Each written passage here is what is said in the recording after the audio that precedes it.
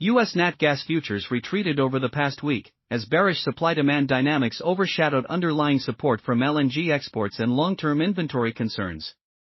Prices settled near $3.82 on Friday, logging their sharpest weekly drop since early March. This decline was fueled by a trifecta of bearish catalysts: warmer than expected weather, a discouraging storage report, and mounting apprehension over trade policy, each dampening market sentiment. Weather forecasts for mid-April have taken a noticeably warmer turn, dialing back hopes for any significant late-season heating demand. While the Midwest and Northeast may still see intermittent cold snaps, the broader temperature outlook now favors mild to warm conditions across much of the country. This shift has kept national gas demand muted, frustrating bulls who were banking on one last weather-driven rally. With subdued heating needs and robust supply persisting, downward pressure on prices remains firmly in place. Meanwhile, the EIA reported a 29 billion cubic feet injection for the week ending March 28, an unseasonably early build compared to the 5-year average draw for this time of year.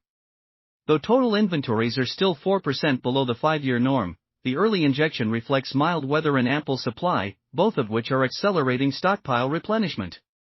This has deepened the market's short-term bearish tilt, especially with traders bracing for larger-than-average injections in coming weeks. Looking ahead, storage is projected to increase by 219 billion cubic feet over the 4-week stretch from March 29 to April 25, 31 billion cubic feet above the 5-year average for that period.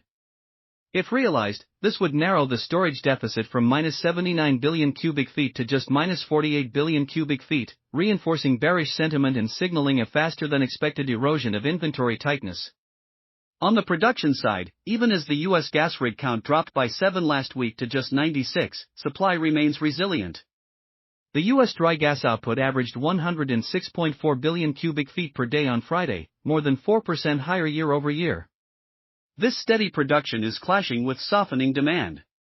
Industrial and residential consumption remain sluggish, and while power burn is holding firm, it has yet to exhibit its typical springtime ramp-up. The result, an increasingly oversupplied market, lacking the weather-driven demand needed to absorb the excess. From a technical standpoint, next week's price action will largely depend on how traders respond around the short-term pivot at $3.80. A firm break below this level would signal a resurgence in bearish momentum. Key support lies at $3.70, a decisive move beneath it could open the door to a deeper correction. Should the threshold fail to hold, the next major downside target becomes the longer-term pivot at $3.50.